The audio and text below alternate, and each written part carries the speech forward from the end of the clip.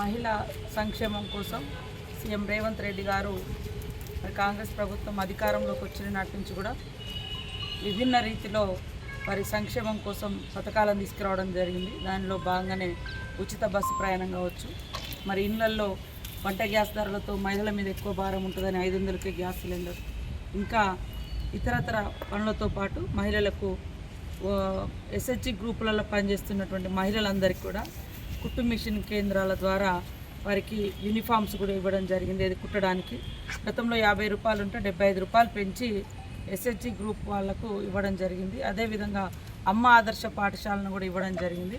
వాటితో పాటు ముఖ్యంగా 1 కోటి మంది మహిళలను కోటీశ్వరులను చేయాలన్నటువంటి లక్ష్యంగా ఏర్పాటు చేసుకొని రాష్ట్రంలో ఉన్నటువంటి ఇప్పటి వరకు ఉన్నటువంటి 64 లక్షల మంది మహిళలకు మరి సొంత కాలం మీద నిలబడడం కోసం వివిధ వ్యాపారాలను కూడా ప్రోత్సహించాలని 17 రకాల వ్యాపారాలను మా యొక్క సెర్ఫ్ సంస్థ ద్వారా మరి ఈరోజు చేపట్టడం జరిగింది. ముఖ్యమంత్రి గారి ఆదేశానుసారం మహిళలు కూడా చాలా ఉత్సాహంగా వారు వివిధ రకాల వ్యాపారాలలో రాణిస్తూ ఉన్నారు.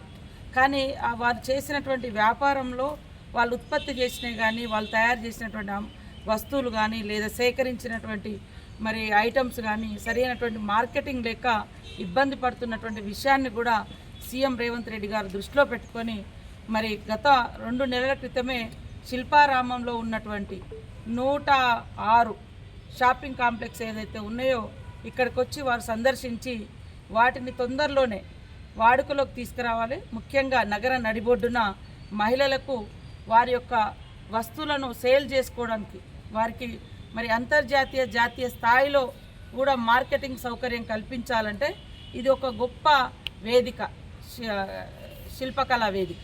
దాదాపుగా 3.5 ఎకరాలలో శిల్పారామం ఇక్కడ ఉంది.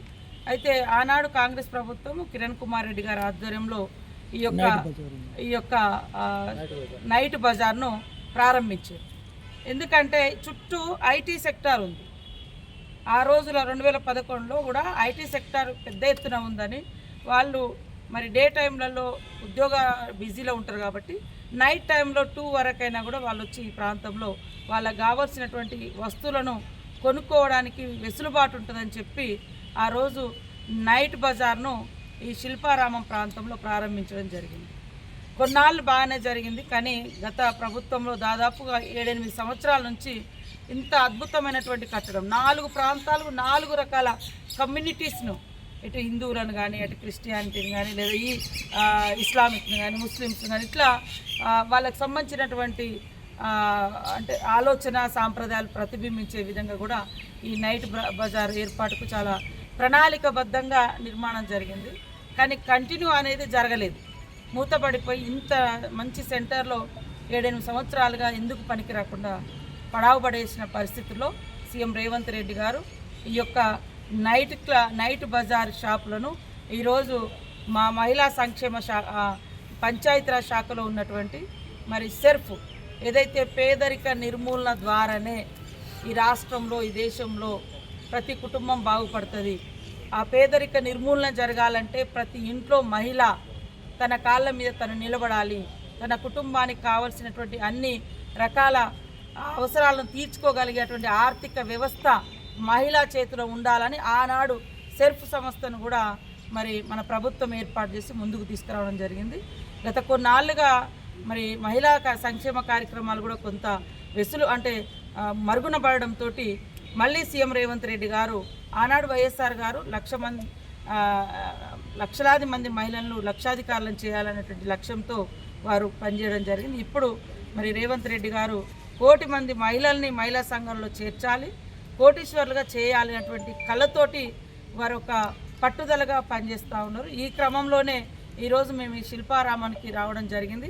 ఈ ఏవైతే మూతబడి ఉన్నటువంటి ఈ షాపింగ్ కాంప్లెక్స్లన్నీ ఉన్నాయో నైట్ బజార్లు మళ్ళీ రీఓపెన్ చేస్తాం. తొందరలోనే December 9th రోజు మరి ఇవన్నీ కూడా మళ్ళీ రీఓపెన్ అవుతాయి.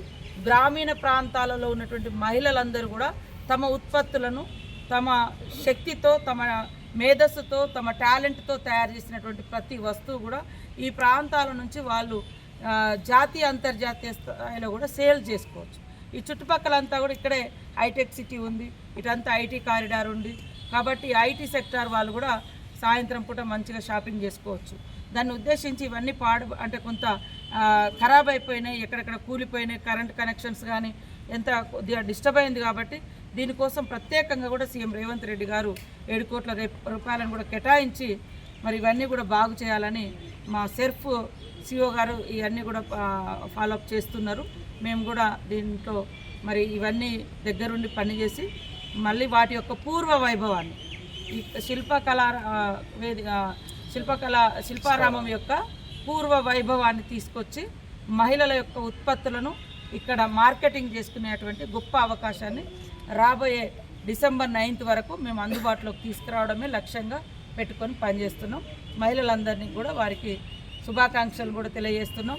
ప్రతి ఒక్క అడుగు మహిళా అభివృద్ధి. మనకందరూ తెలుసు, అంబేద్కర్ గారు చెప్పినట్టు ఎక్కడైతే మహిళా ఉన్నతి ఉంటుందో, ఎక్కడైతే మహిళలు ప్రగతి పదంలో ఉంటారో ఆ దేశం, ఆ రాష్ట్రాలు అద్భుతంగా అభివృద్ధి పదంలోకి వస్తాయి.